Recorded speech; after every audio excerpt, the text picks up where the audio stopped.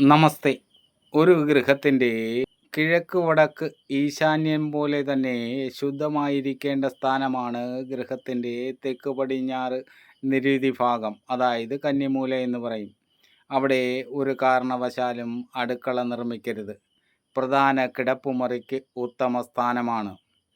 അതേപോലെ ജലസാന്നിധ്യം വരുന്ന ഒന്നും തന്നെ ഉണ്ടാകരുത്. കിണർ, സെപ്റ്റിക് ടാങ്ക്, ടോയ്ലറ്റ് ഇവയൊന്നും തന്നെ പാടില്ല.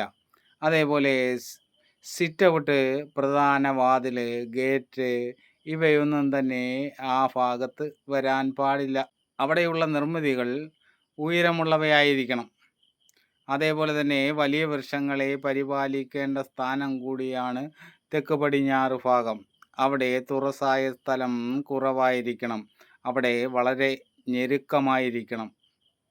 ഇങ്ങനെയുള്ള അറിവുകൾ നേടുവാൻ നിങ്ങൾ ഈ ചാനൽ സബ്സ്ക്രൈബ് ചെയ്യുക. എല്ലാവർക്കും നന്മകൾ ഉണ്ടാവട്ടെ.